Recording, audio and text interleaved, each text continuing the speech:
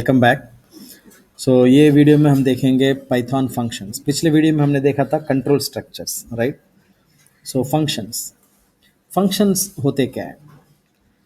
देखिए, फंक्शंस जो है एक एक हम जो काम करते हैं, हर हर एक हरकत जो करते हैं एक चीज़ को हासिल करने के लिए, उसको हम फंक्शन कहते हैं। जैसे लिखना या पढ़ना, पानी लाना, या कोई हमें काम दे, एग्ज़ाम के लिए पढ़ाई कर रहे हैं, आप एग्ज़ाम लिख रहे हैं। हर चीज़ के लिए हम कुछ एक्टिविटीज़ करते हैं ना, और उसको हम ग्रुप करते हैं और उस ग्रुप को हम कहते हैं फंक्शन। जैसे समझ लो, मेरे अम्मी मुझे बुला रहे, कह रहे कि बेटा पानी दो। तो मैं उठूँगा, देन किचन को जाऊँगा, ग्लास में पानी लूँगा, लेके जाके दूँगा।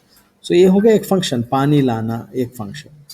मेरे अम्मी कहते हैं लाइक फ़ैन का स्विच ऑन करो, मैं फिर आऊँगा, फ़ैन का स्विच ढूंढूंगा, वहाँ पे जाके मेरे अम्मी कहते हैं मेरे पैर दबाओ, तो मैं जाके पैर दबाऊँगा। जब तक दबाऊँगा तब तक वो कह दे के बस ओके ठीक है। तो हर एक काम को हम फंक्शंस कहते हैं। ये जो इंसान में जो हरकत लाती है, जो बिहेवियर्स कहते हैं, इसको हम फंक्शंस कहते हैं। और फंक्शंस में दो किस्म के फंक्शंस हैं।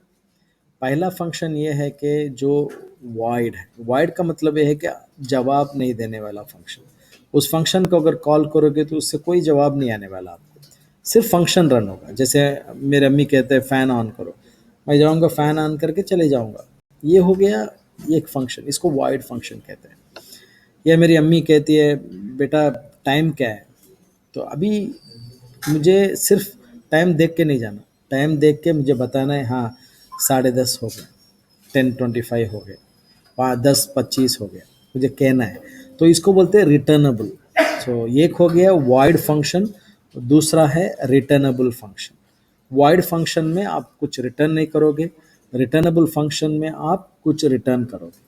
तो ये हो गए दो किस्म के फंक्शंस, ठीक है। तो इन दोनों फंक्शंस को हम कैसे लिखते हैं, पहले हम उसका एग्जाम्पल देखेंगे। तो यहाँ पे देखिए, फंक्शंस को फर्स्ट ऑफ ऑल हम कैसे लिखते हैं। फंक्शन को लिखने के लिए हमें यूज़ करना है वर्ड डेफ। डेफिनेशन, इसका मतलब है डेफिनेशन, डेफ। उसके बाद हमें फंक्शन का नाम लिखना है। Bring water can be a function. देखो, नाम लिखते खुद गौर रखिए, पहला जो कैरेक्टर है वो लोअर केस में रहेगा, दूसरा जो कैरेक्टर है वो अपर केस में रहेगा, और उसके बाद हमें दो ब्रैकेट देनी है। ये हर फंक्शन का सिंटैक्स है। फंक्शन का नाम होने के बाद, और ये फंक्शन का नाम जो है ये वैलिड आइडेंटिफायर कॉन्सेप्ट्स में होनी चाहिए। जैसे इसका नाम अंडरस्कोर से शुरू हो सकता है, नंबर से नहीं, या नंबर बीच में हो सकता है, शुरुआत में नहीं। कोई स्पेशल कैरेक्टर्स नहीं होना, या बीच में या मीन शुरुआत में कहीं भी नहीं होना चाहिए। हमने जो भी वैलिड आइडेंटिफायर कॉन्सेप्ट पढ़ी वो सारे इस पे आप अमल कर सकते हो। और यहाँ पे ब्रैकेट हो गया, उसके बाद हमें फंक्शन का डेफिनेशन पूरा करना है तो हमें कोलन देनी है। ये हो गया आपका फंक्शन डेफिनेशन।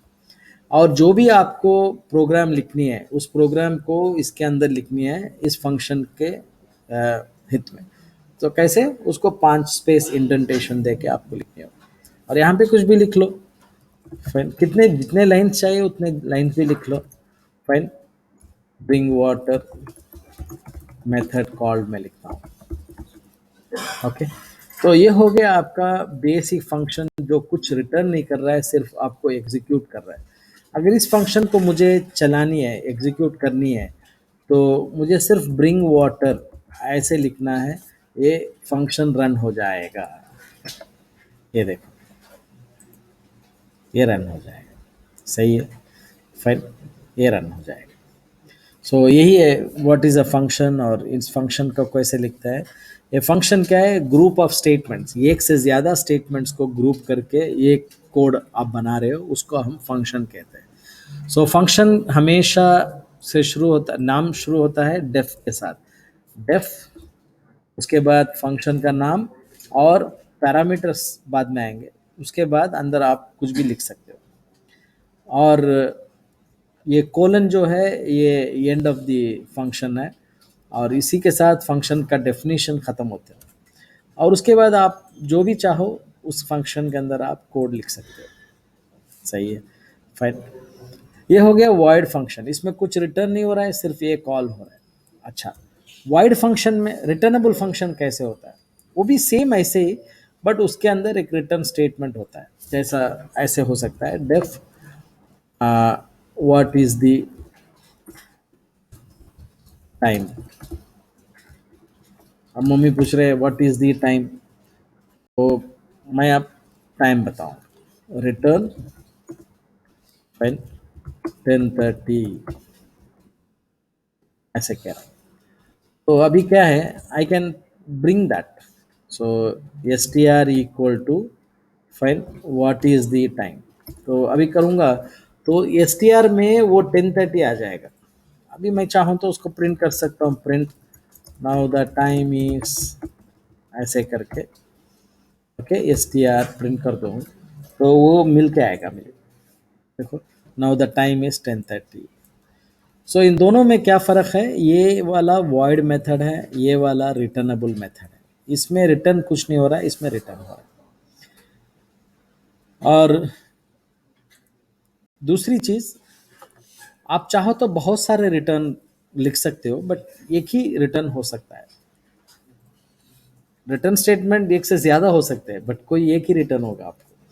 आप डायरेक्टली ऐसे भी लिख लो, इसके बाद भी एक कुछ लिख लो रिटर्न, ऐसे लिख लो रिटर्न ब्ला ब्ला। अभी क्या रिटर्न होगा, फाइन क्या रिटर्न होगा, तो आखिरी में जो रिटर्न है वही रिटर्न होगा आपको। सिर्फ एक ही रिटर्न होगा, दो रिटर्न नहीं होगा। फाइन, सॉरी, ये जो पहला रिटर्न है वही रिटर्न होगा। जो सबसे पहले रिटर्न हाँ जहाँ है वो रिटर्न होगा, ये इग्नोर हो जाएगा, ये इग्नोर हो जाएगा।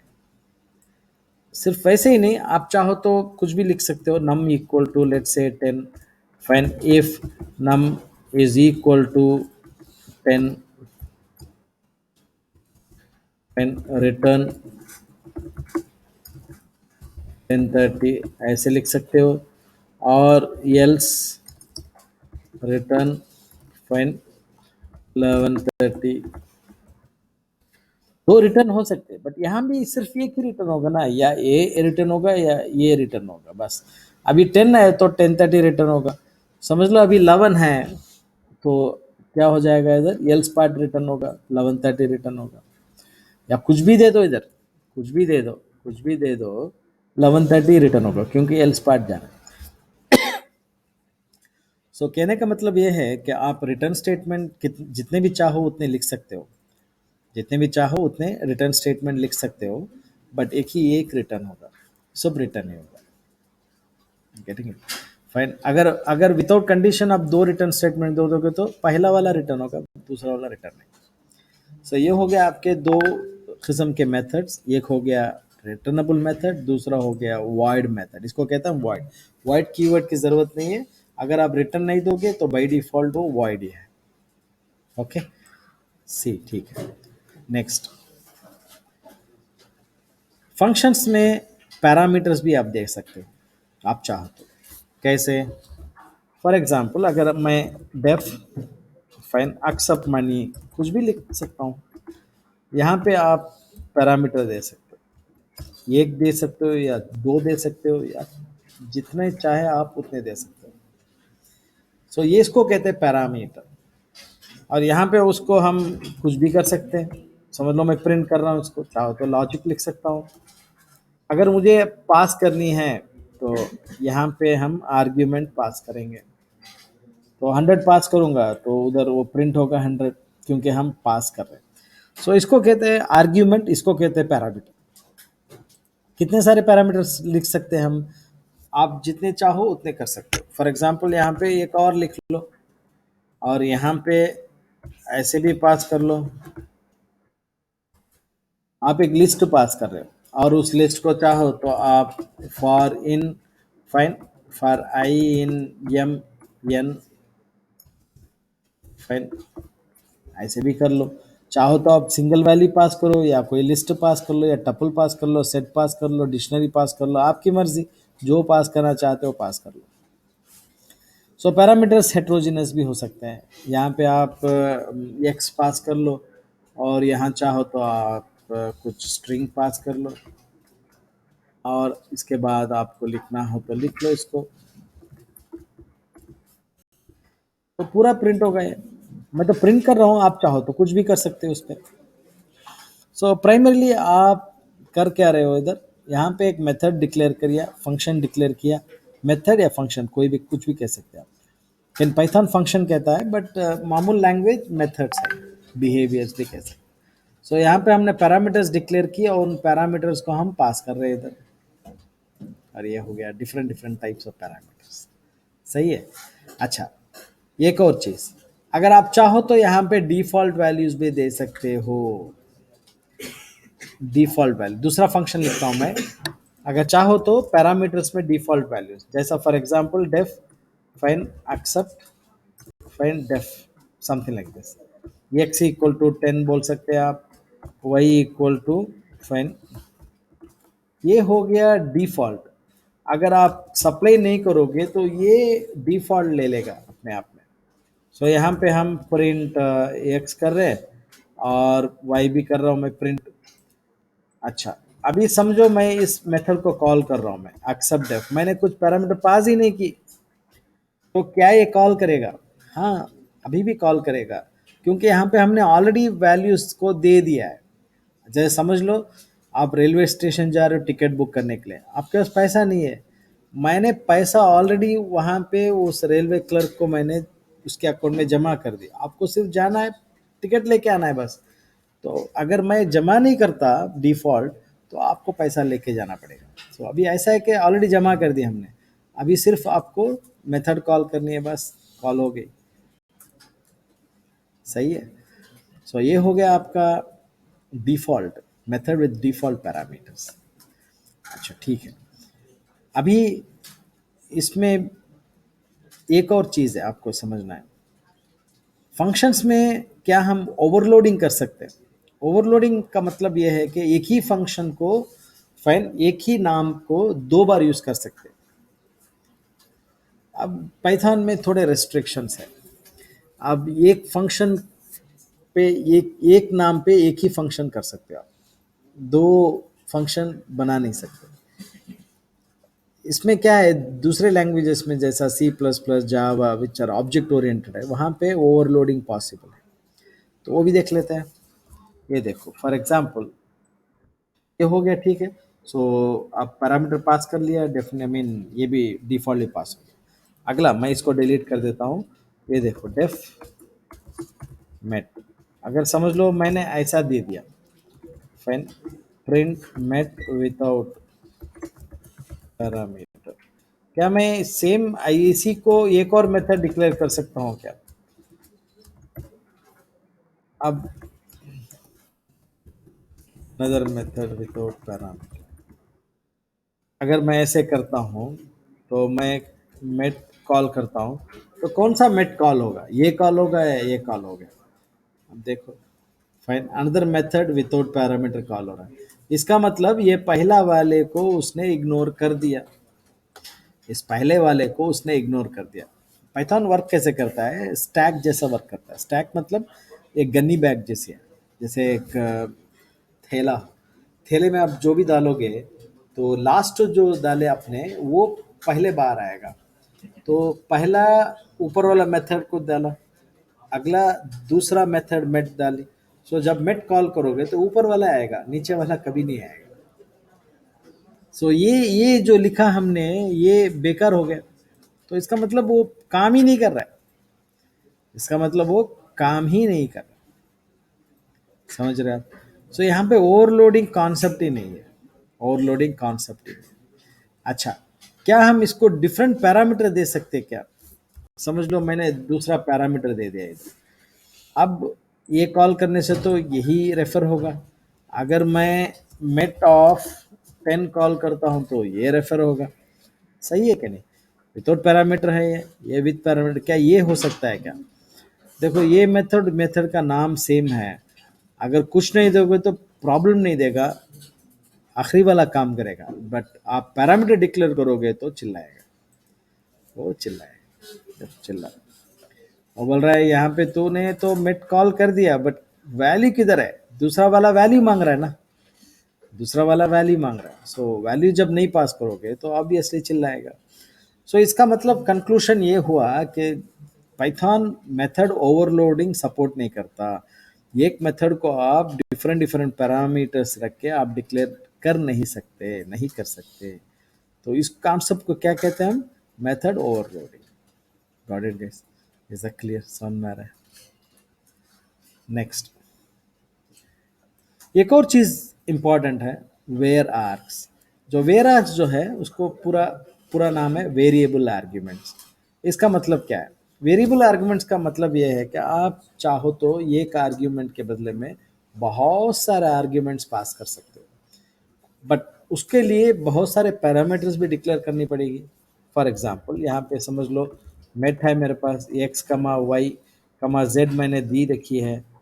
तो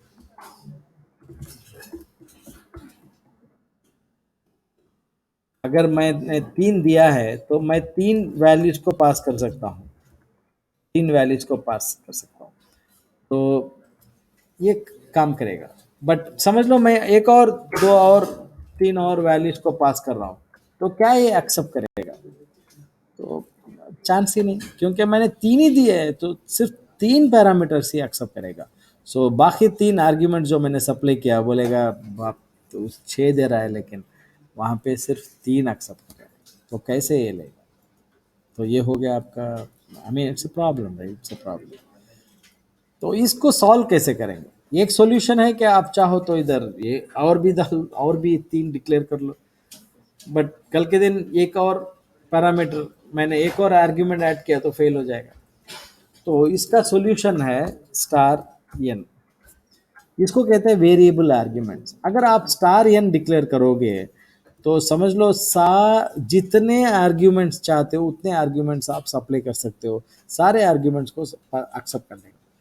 देखो लिस्ट में और इसमें डिफरेंस है। लिस्ट एक एक एक पैरामीटर एक आर्ग्यूमेंट है, बट यहाँ पे अलग अलग आर्ग्यूमेंट है। वो चाहो तो आप 10 लिस्ट भी भेज सकते हो, या 5 टपल भेज सकते हो, या 2 लिस्ट या 2 टपल या 5 डिक्शनरी भेज सकते हो। इसमें जैसा चाहे जितने पैरामीटर जितने आर्ग्यूमेंट्स चाहे आप भेज सकते हो, वो सारे आर्ग्यूमेंट्स को एक्सेप्ट कर सकता है। देखो एक्सेप्ट कर लिया। आप चाहो तो इसको अलग अलग रीड भी कर सकते हो। For I N N print I कर लो तो ये पूरे का पूरा डिस्प्ले हो जाएगा। सही है, fine, getting this guys, is that clear? So ये हो गया आपका वेरिएबल आर्ग्यूमेंट। चलिए नेक्स्ट, इसके अलावा आपके पास एक और फंक्शन टाइप है, ये है लैम्बडा। से लैम्बडा का मतलब ये है कि आप एक फंक्शन को डिक्लेयर कर सकते हो बिना नाम के, अनानिमस बोलते हैं। अनानिमस मतलब अनामिका, नेमलेस, और उसको एक वेरिएबल से आप जोड़ लो, उस वेरिएबल के थ्रू आप इस फंक्शन को कॉल कर सकते हो। और ये जो है लैम्बडा एक एक अच्छी सी एनकैप्सुलेशन जो कॉन्सेप्ट है, इसको इम्प्लीमेंट करने का एक अच्छा सा तरीका है। फिलहाल इतना जान लो, बाकी बाद में आप पढ़ोगे इसके बारे में। तो अब इसको कैसे डिक्लेयर करते हैं, देखो अभी फॉर एग्जांपल ऐसे बना सकते हो, और उसमें लैम्बडा एक कीवर्ड है, इसको लिख लो और यहाँ पे कोलन दे दो, ये हो जाएगा लैम्बडा का एक्सप्रेशन रेडी। और अभी आपको करना है यहाँ पे कुछ भी लॉजिक लिख सकते हो, but it should be a single line logic, multi line logic नहीं। सो यहाँ पे समझ लो, यहाँ पे मैंने फाइन लैम्बडा मेथड कॉल्ड, आपने ऐसे किया। और अभी आप चाहो तो इसको मेथड की तरह आप कॉल कर सकते हो। देखो आप मेथड की तरह कॉल कर सकते हो, लैम्बडा मेथड कॉल, ये हो गया आपका फाइन। अभी इसी को देखो, अगर चाहो तो आप दूसरे लाइन में दे सकते हो, ऐसे देना होगा आपको। बट इसमें क्या है दिक्कत, तो वो एक ही लाइन एक्सेप्ट करेगी, उसके ऊपर नहीं, उसके ऊपर नहीं। इस पर देते खुद वो ऑटोमेटिक स्लैश देगा, ये भी काम करेगा। एक और लाइन चलेगा नहीं इसमें, सिर्फ आपको एक एक एक एक्सप्रेशन देनी होगी, एक स्टेटमेंट। तो वो एक स्टेटमेंट आपको कॉल हो जाएगा। एक और चीज, अगर चाहो तो आप लैम्डा में पैरामीटर्स भी पास कर सकते हो। कैसे? ऐसे लैम्डा, लेट्स से ऐसे करके,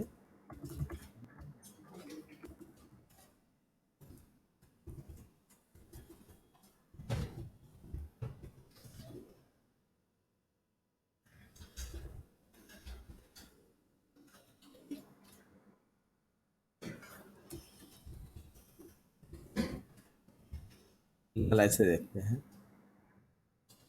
मैं सिर्फ डायरेक्ट इसको कॉल करता हूँ।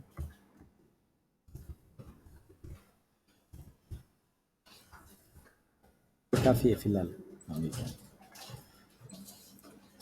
से हो गया आपका लैम्डा विथ पैरामीटर्स। तो आप चाहो तो पैरामीटर्स पास कर सकते हो, आप चाहो तो बिना पैरामीटर के भी आप लैम्डा डिक्लेयर कर सकते हो। बट जब आप पैरामीटर पास कर रहे हो तो आपको पैरामीटर इधर आर्ग्यूमेंट पास करनी पड़ेगी। अगर आर्ग्यूमेंट पास नहीं करोगे तो वो नेचुरली वो चिल्लाएगा। आर्ग्यूमेंट पूरा पक्का होना चाहिए, वैसा नहीं तो आपको डिफॉल्ट दे सकते हो। आप डिफॉल्ट दे सकते हो। अगर आप कुछ पास नहीं करोगे तो वो डिफॉल्ट वहां से ले लेगा। अगर आप कुछ पास कर रहे हो तो डिफॉल्ट को वो ओवरराइट कर देगा। डिफॉल्ट को ओवरराइट कर देगा। सही है। ओवरराइट मतलब उसके उसको ऊपर लिख देगा वो। समझ में आ रहा है? तो ये हो गया आपका लैम्डा। तो कितने सारे वैरायटीज हैं, इन सबको आपको जानना है, समझना है, तो पढ़ने के बाद आपको प्रैक्टिस करनी होगी। बिना प्रैक्टिस के कुछ नहीं होने वाला। ओके। अच्छा, आखिरी चीज़ फंक्शंस में। फंक्शंस में एक और चीज़ भी है, इनर फंक्शंस। इनर फंक्शन का मतलब है एक फंक्शन के अंदर एक फंक्शन। जैसे आप समझ लो एक रूम में रह रहे हो, तो आपने कुकिंग भी सीख लिया और आप कुकिंग भी करते हो, तो ये हो गया इनर फंक्शन। एक फंक्शन के अंदर एक फंक्शन। लिविंग एक फंक्शन, लिविंग के अंदर एक फंक्शन। सो इसको भी कहते हैं बेटर एनकैप्सुलेशन। सो समझ लो अगर मुझे बनानी है तो ऐसे करने, लेट्स से लिविंग और डेफ कुकिंग को कहते हैं फिर आउटर फंक्शन, इनर फंक्शन। ये हो गया बाहर वाला आउटर फंक्शन, ये हो गया इनर फंक्शन। समझ लो मैं कुकिंग में कुछ लिख रहा हूँ, फाइन। और आउटर फंक्शन में अगर लिखनी हो तो आप यहाँ पे लिख सकते हो। फिर आप चाहो तो आप आउटर इनर फंक्शन को आउटर फंक्शन से कॉल कर सकते हो, और बाहर आके आप आउटर फंक्शन को कॉल कर सकते हो। तो ये लिविंग यहाँ पे कॉल करेगा, और लिविंग के अंदर कुकिंग है। सही है कि नहीं? ये सब ये एक लाइन में है। ये वाला लाइन बिलोंग्स टू कुकिंग। सो अभी कॉल करोगे तो कुकिंग भी कॉल हो जाएगा, क्योंकि लिविंग कॉल हो रहा है। फाइन। सो लिविंग कॉल किया, लिविंग प्रिंट हुआ, और लिविंग क्या कर रहा है? कुकिंग को कॉल कर रहा है उसके बाद, तो भी प्रिंट। सो इस कॉन्सेप्ट को कहते हैं हम क्या? Inner function, outer function. So बहुत यूज होता है।